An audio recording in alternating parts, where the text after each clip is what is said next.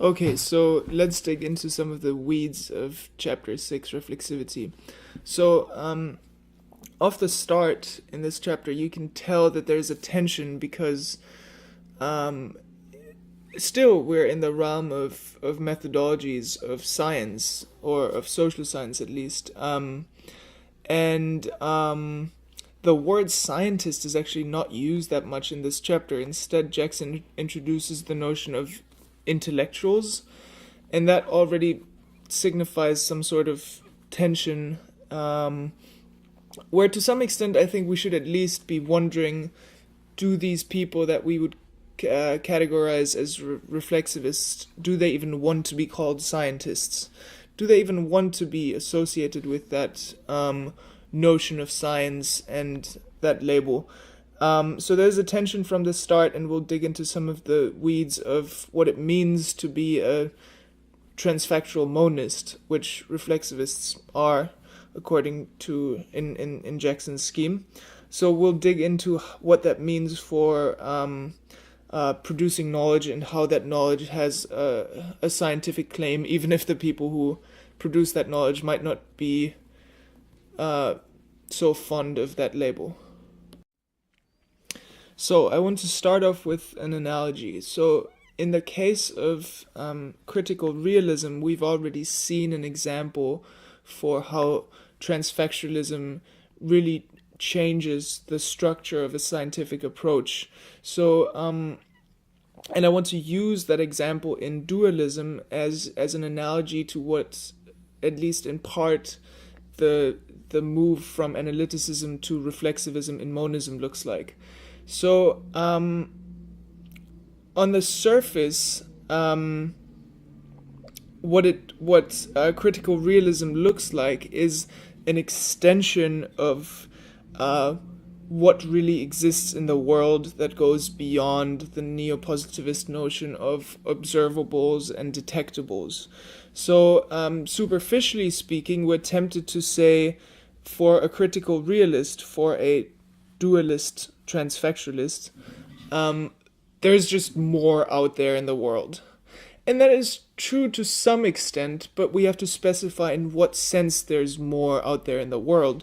And that is that there's not just the stuff that neo-positivists discover, and then there's a second set of stuff that is there also besides the observable and detectable stuff.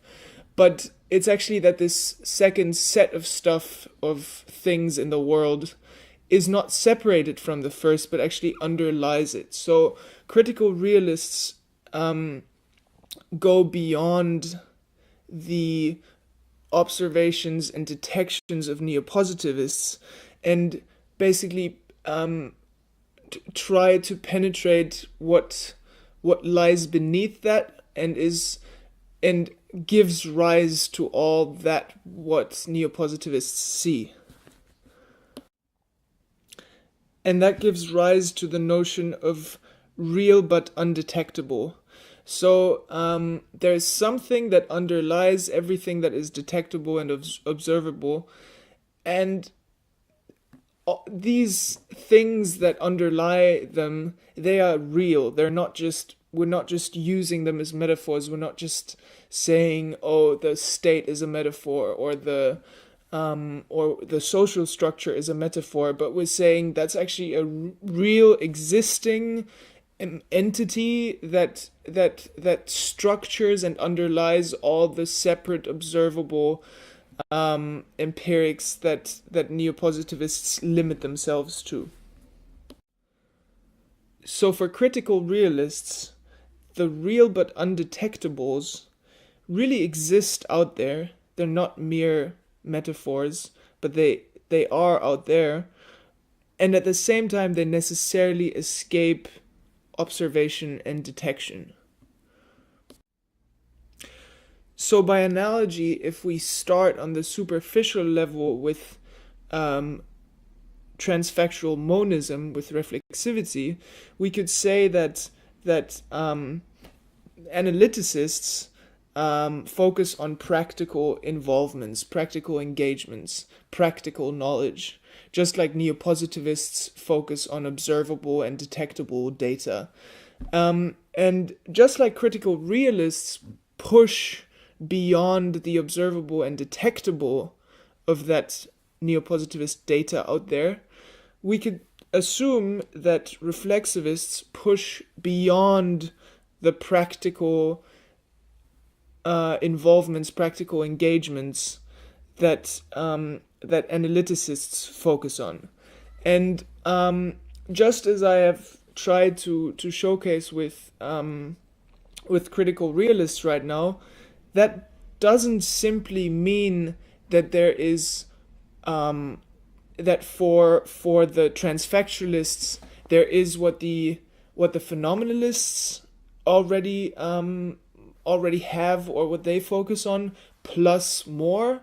But actually, by moving into transfactualism, we change the position of what the phenomenalists talk about. So just like critical realists, by introducing notions of underlying real but undetectables that give rise to all these detectable and observable empirics,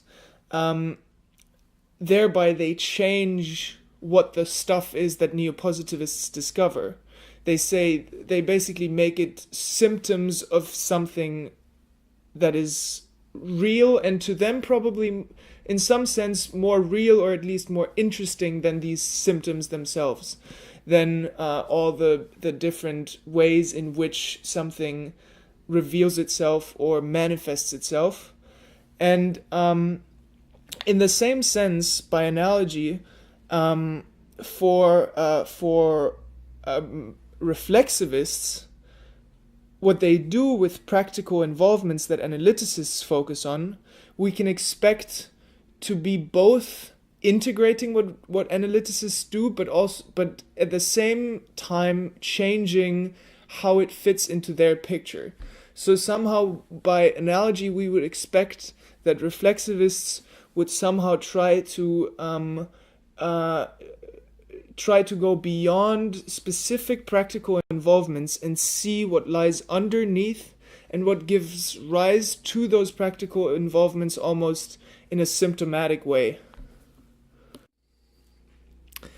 So in analogy with the critical realist notion of real but undetectable, where they move beyond what is considered real for neopositivists, I would then offer something like a practical but inconcrete, or practical but unspecific for the reflexivist case, which for me contains the notion that reflexivists are still focused on practical knowledge, but about the type of practical knowledge that is not concrete, so very different from the type of practical knowledge that the analyticists are focused on. And what the interesting thing here is also that what practical then becomes is a different thing than what it means for analyticists. Just like what real means to critical realists, is there's still this idea of monism in the critical realist, dualism in the critical realist perspective, and monism in the reflexivist perspective, but transfactualism isn't just adding something to the picture that we already had in the phenomenalist case, but it's really changing the dynamic. So for now, just this notion of practical but inconcrete or unspecific could be a helpful way to think about this, and I'll explain that further. So let's try to drive home some of the key insights from this analogy, and thanks for bearing with me through this analogy. So there's a quote from, I think it's actually the Critical Realist chapter, where Jackson says, "Critical realists require a way to move knowledge past experience so as to penetrate to the source of experience." And then I would say, if we stick to the analogy between the two types of transfactualism that we have in Jackson's 2x2, I would then say that if we try to apply that sentence to reflexivists, we would come up with something like, reflexivists require a way to move knowledge past practical engagements so as to penetrate to the source of practical engagement, or practical engagements. And kind of the one of the ways to put this that I came up with is this sentence, that the way all this hangs together is not merely incidental. And I think that's where critical realists and reflexivists share, even though they disagree on, and they are very different in that sense because they have a different conception of mind world. But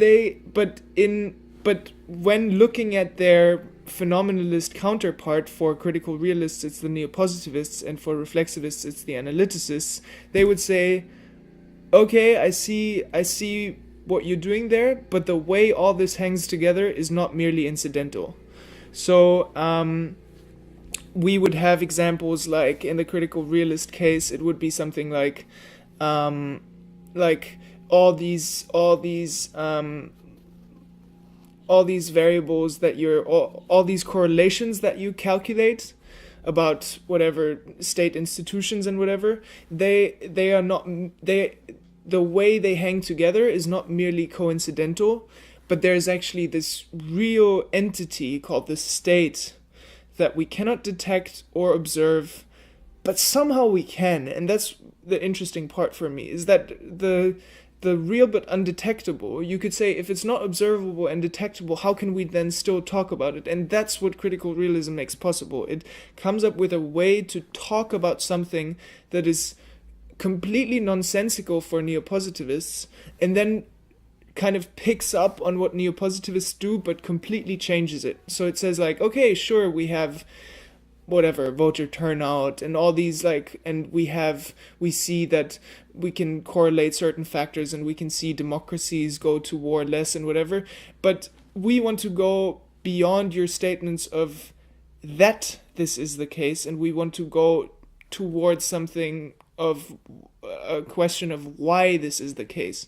So we want to penetrate to the source of experience. And by analogy, I would say that for reflexivists, they would turn to analyticists and they would say, the way all these practical engagements that you describe, the way that you build all these case-specific narratives, that isn't merely coincidental. There's something larger at work here.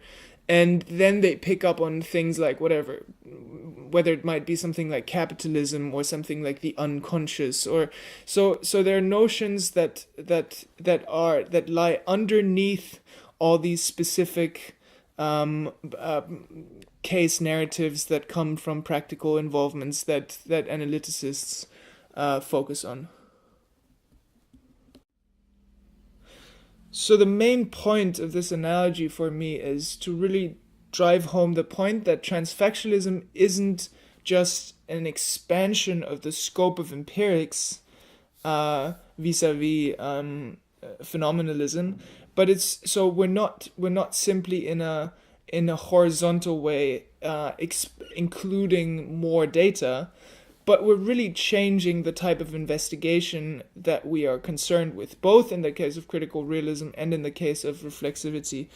And there's somewhat of a notion of meta-level analysis in there for me in both cases. And I would say in the reflexivist case, it's really that, in some sense, the usefulness and the explanatory value that analyticists provide is, for reflexivists,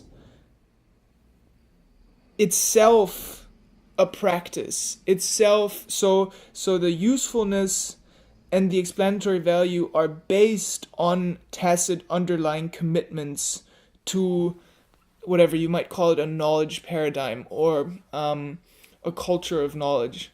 So in that sense, I would say that transfactualists always move to a different level, to a different type of investigation, rather than expanding the empirics. That would be too simple. To just bring this analogy to an end, we could say that in the critical realist case, they would say all this correlation that you neopositivists do, that correlation itself is supported, there's a structure underneath that that only gives rise to that correlation. So for both critical realists and reflexivists, there's something beneath what their phenomenalist counterparts come up with, and what is beneath then changes the position of the phenomenalist knowledge claims, and changes what value they attribute to those.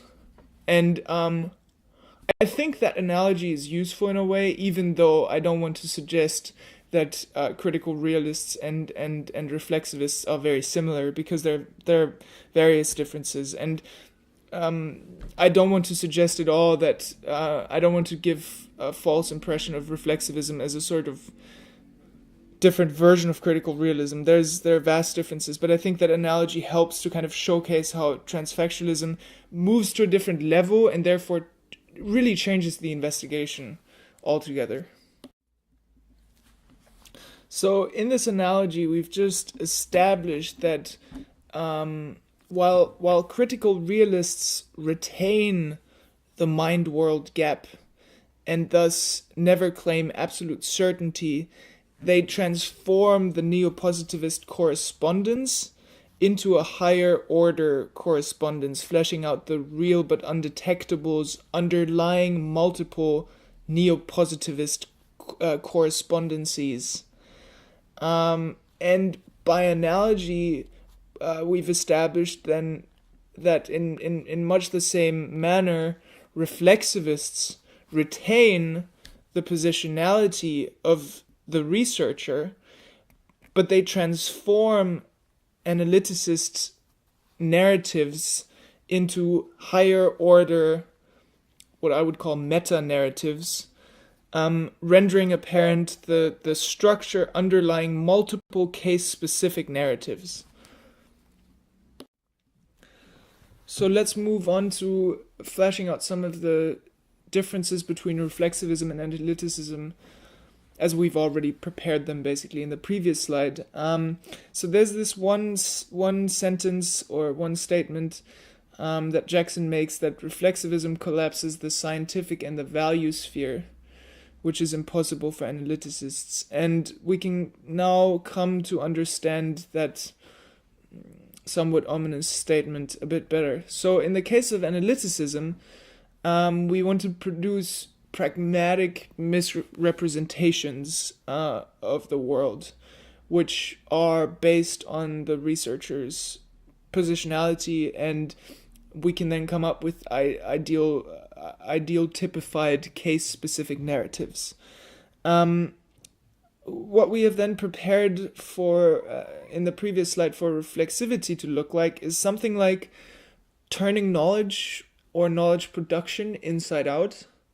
And I want to emphasize the inside out here, because it's not merely an upside down in the sense of the winners will be losers and the losers will be winners or something, but it's really about turning inside out the tacit underlying commitments of knowledge and knowledge production.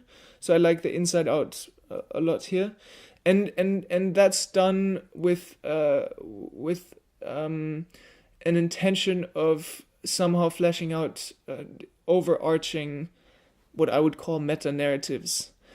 And so for analyticists, science rooted in the positionality of the researcher is a pragmatic ordering of factors and yields a valuable misrepresentation in the form of these case-specific narratives.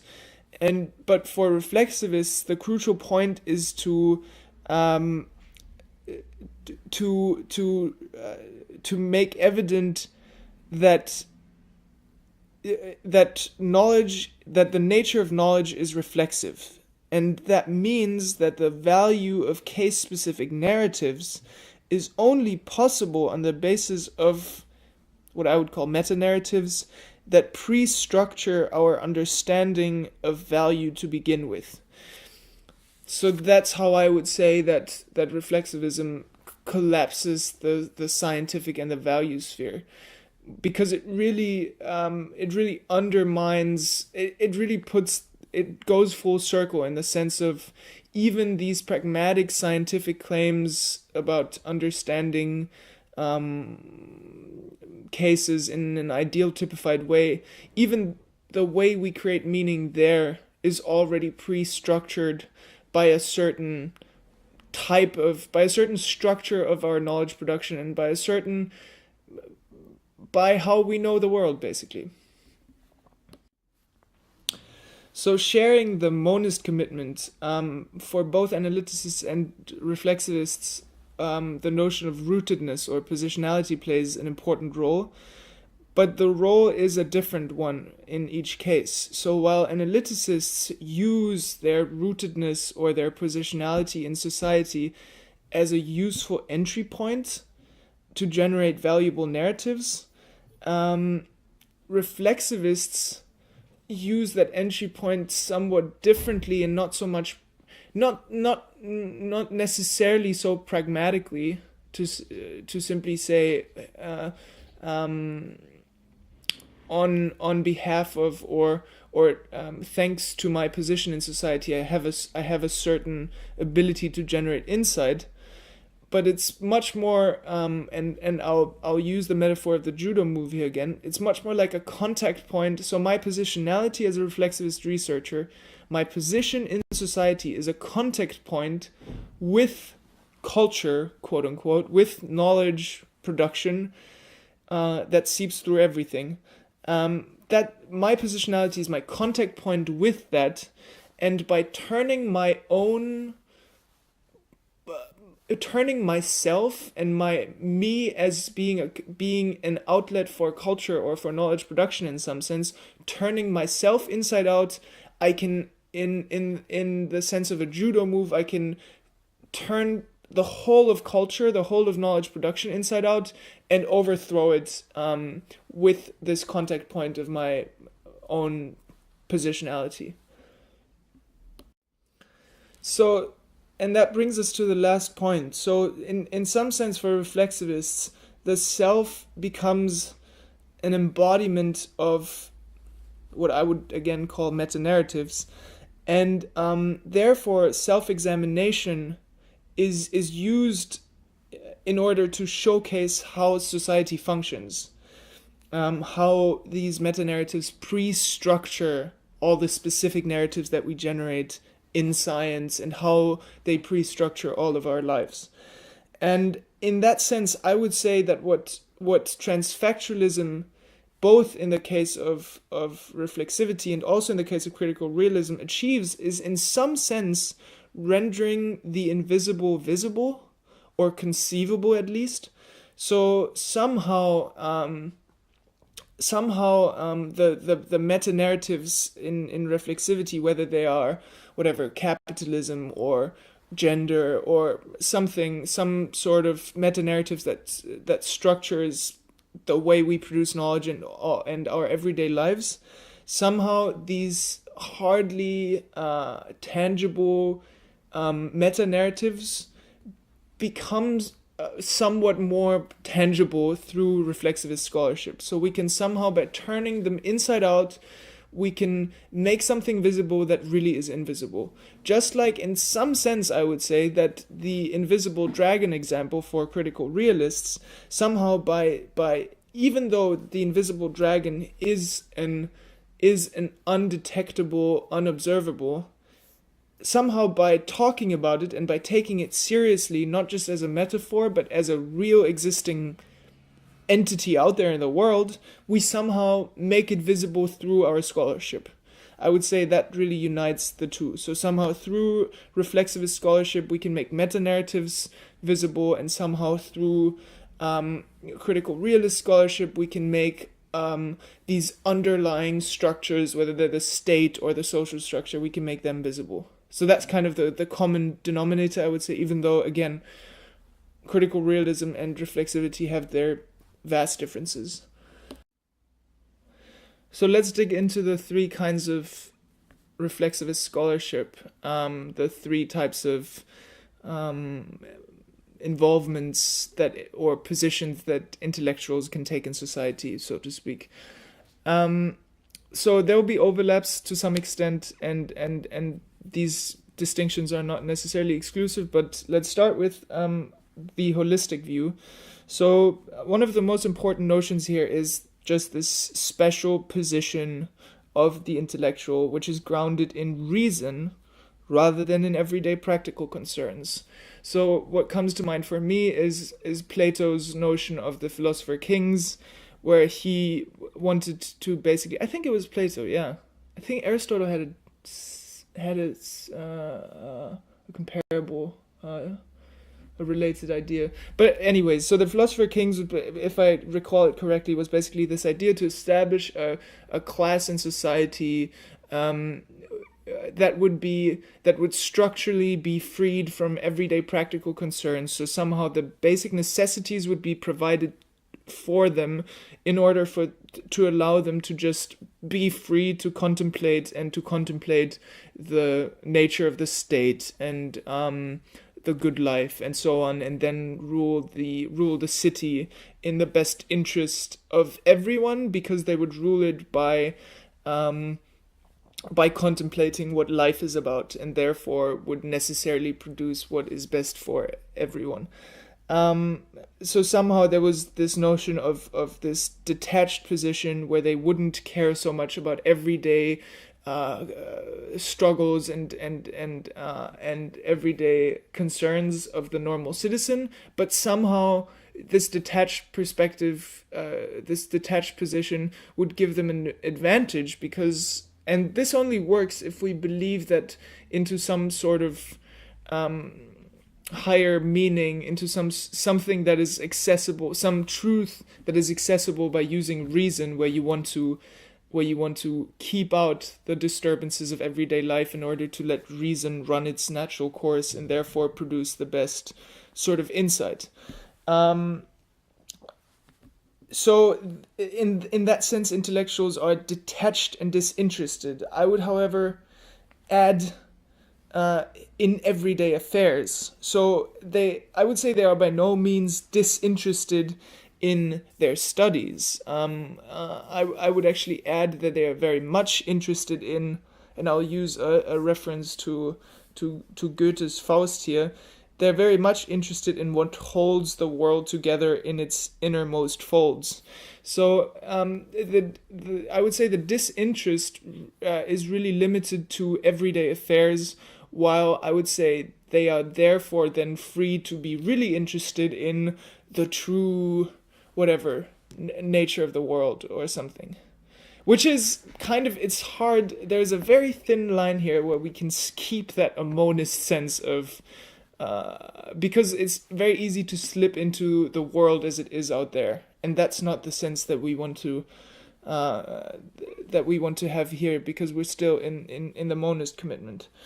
But somehow working out some sort of underlying truth that you wouldn't be able to see if you were too preoccupied with everyday concerns.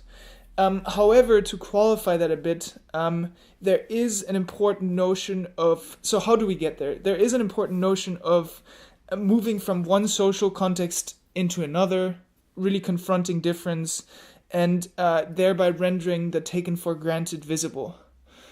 So it seems like that's a conflict. It seems like that's a paradox, that on the one hand you would be disinterested, and on the other hand you would move from one social context into the other. But I imagine it at least as something like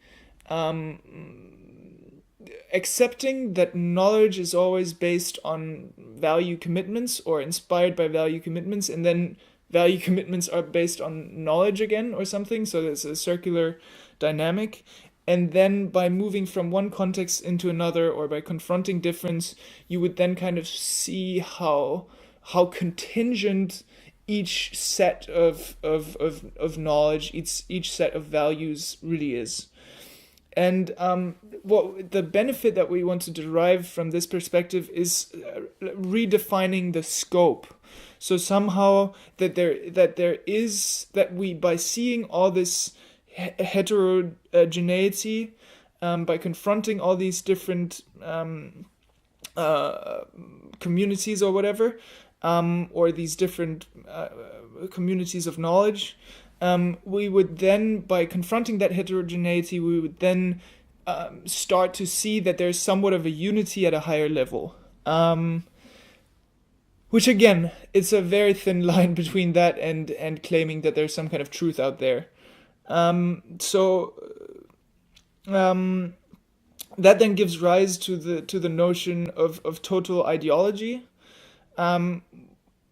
which, I mean, Jackson says it's about reconstructing the whole outlook of a social group.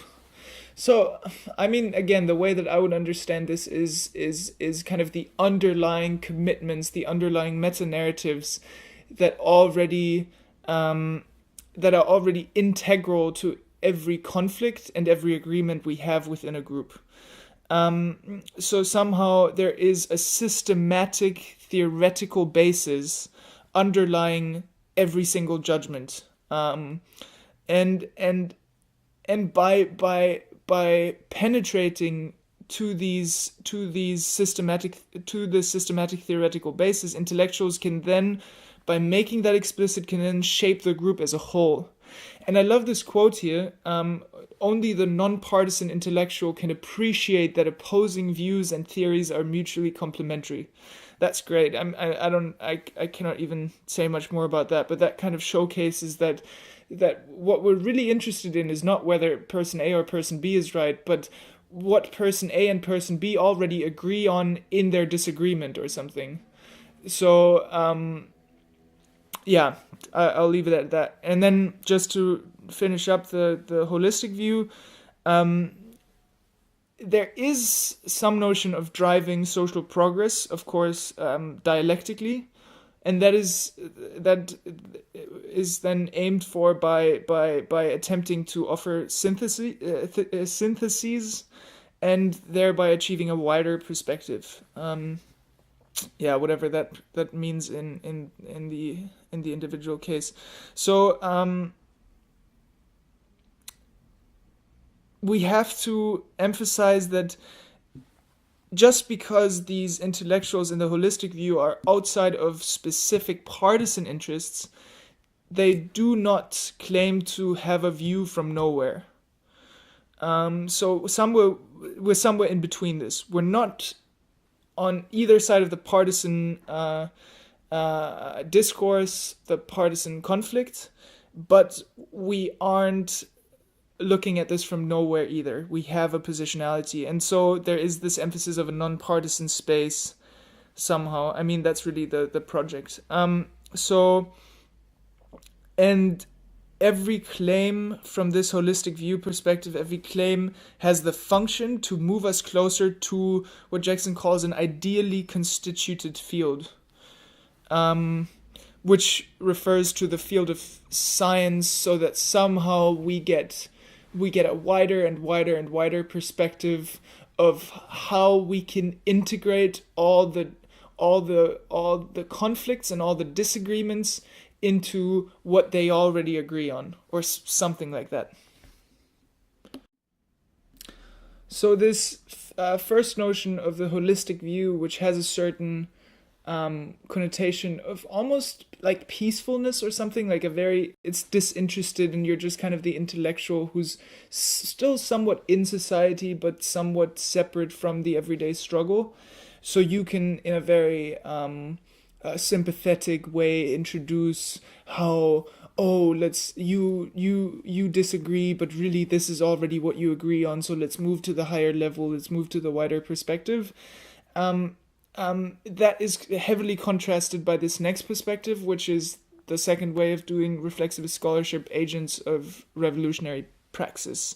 So what they emphasize much, or what Jackson here emphasizes much more, is the perspectival character of knowledge. So this is about how particular intellectual visions relate to the tacit or commonsensical knowledge already possessed by members of the audience.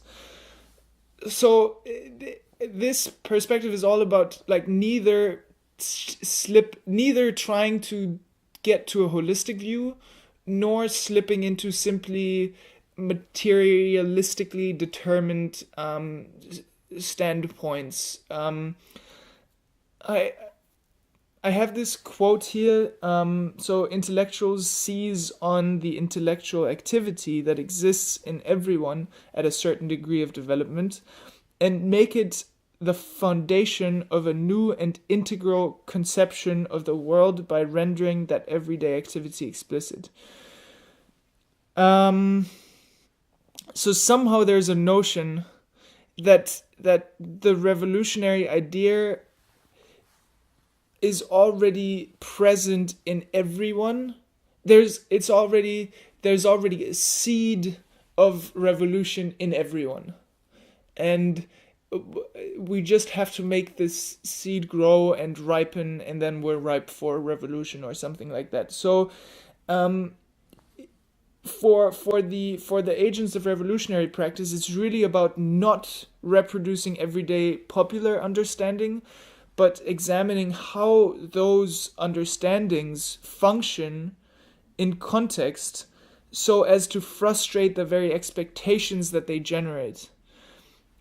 And I love this, so I'll say it again. So it's not sufficient to simply reproduce everyday popular understanding, but it's about examining how those everyday popular understandings function in context so as to frustrate the very expectations that they generate. So, whatever, think about capitalism, think about Marxism and Marxist critique of capitalism. So there's a notion in there that the hopes that are whatever you could talk about whatever the American dream or something, that the hopes contained in in this everyday popular understanding of the economy, that that these that this understanding is integral to its own frustration or something. So what agents of revolutionary praxis, they're much more, I would say there's a much more a sense of frustration and really a necessity for revolution here, as in comparison to the holistic view perspective, and how we can then so we want to turn these everyday understandings inside out, and by provocative observation, we want to demonstrate that socially dominant ideas were perhaps unintentionally reproducing and sustaining the existing social order. Um, and this unintentionally, I would say that in part unintentionally, in part probably intentionally reproducing the same existing social order. So, wrapping up, it's really about pursuing emancipatory projects by demolishing existing ideologies. And there is a notion of beginning with practice, so somehow clarifying logically the tacit assumptions of those practices in order to provoke action. So what is already implicit in the practices that we engage in on an everyday basis, and how does this implicit meaning produce the very frustrations that we're trying to avoid, or something along those lines. So last but not least, we have the diversity of standpoints. So I have my problems with this third way of doing reflexivist scholarship, and I think this one and the first one, the holistic standpoint, they are both. They're both. I see them very much in danger, or I see us in danger of misunderstanding and misinterpreting them as dualist methodologies. So we have to remind ourselves we are in a monist methodology overall. So researcher and world aren't two separate entities that we can meaningfully talk about. But it's always about how the process of living and producing knowledge in this world creates the world and us in as counterparts or something like that. So let's dig into this. I'll come back to my conflict, or to this cautionary remark of caution at the end. So diversity of standpoints is really about overcoming systematic biases. And the idea, at least, or at least Jackson's hopeful idea of it, is to promote conversation rather than foreseeing conclusions.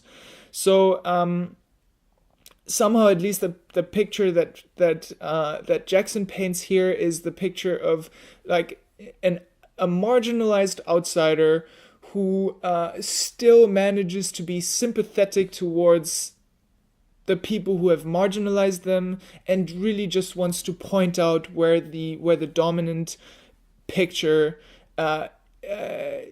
is not useful anymore. So the aim here is really to broaden our perspective. It's kind of similar to the holistic view, but it comes from this view from the margins. It's not from this detached perspective of, hey, I've experienced this and that, but it's really about my life as someone who lives on the margins has shown me how the dominant account is unnecessarily narrow in many places. So in some sense, I mean, this is the more peaceful tendency, the more sympathetic tendency of this diversity of standpoints. In some sense, we could then say that the bias undermines the explanatory force of the scientific claims or the knowledge claims that we make. So we want to point out blind spots. Oh, you've put in a lot of effort into coming up with this account, but really you're not seeing how whatever gender plays in, or some marginal perspective is not really is neglected in this. So this is the more harmonious way to take this diversity of standpoints. But then the other side would be where Jackson then says things like knocking the dominant standards off their unreflective perch. So this is really about, so we can see that there, in general, we could identify two tendencies that could, at least in their spirit and in their mood, could seem very, very different and contradictory, which is on the one hand this idea of, hey, let's broaden the horizon, let's include the marginal views and so on, and on the other hand saying like, no, like fuck the dominant standard, let's knock them off their unreflective perch. And so how do we rescue this from, because if we talk about broadening, especially this first type of view, let's have which is almost the holistic perspective, sort of. It's a different starting point, but we move to a broader perspective of things. So whereas the second type of view that I just outlined would be much more about, would be less threatened to be misinterpreted as dualism, because this notion of let's overthrow this system and let's have a radically different system is much more ripe in this view, whereas this, if we can even distinguish those two within diversity of standpoints, but this more harmonious perspective of, hey, let's broaden the way we approach this, whatever, there's definitely a danger to fall into monism, to fall into dualism and say like, oh, let's you're really not seeing this part of the world and whatever, and then we're so close to saying the world is really, then we're so close to referring to some sort of world out there that is really broader than we have conceptualized it so far. So I thought it would be important to reintroduce the notion that knowledge is power, even though Jackson doesn't talk about this at all, but I think that's important here, so that the way that that dominant knowledge production keeps the marginal at the margins, and somehow that only by overthrowing that the marginal within the system of dominant knowledge, the marginal can only get outside the margins if they abandon the margins, basically, if they become the dominant. So somehow, in order to escape this dreadful dynamic, we have to overthrow the system of knowledge production altogether. I would say that's important there. But then at the very end, Jackson says, so we want to achieve a broader grasp on the actual world, and that's way too close to to dualism for me. So talking about the actual world is very much in danger of slipping into dualism and forgetting that we're still within a monist methodology. So um, we have to be very careful here, because this general idea of, at least to us as as students of a variety of fields, this notion of, hey, let's include perspectives from the margins, seems to be somewhat commonsensical, or somewhat understandable. But we have to remind ourselves that we're still that the way we want to include these is not just by handing the Kohanian olive branch and saying, oh yeah, sure, write about women or write about black people or something, but we want to if we want to include marginal views, we have to become a, we have to accept that that probably necessarily means overthrowing the dominant way of knowledge production and changing it in a way that isn't just, hey, let's add your perspective, but that is really about abolishing the way we see things and finding a very different way of looking, of understanding ourselves and producing knowledge.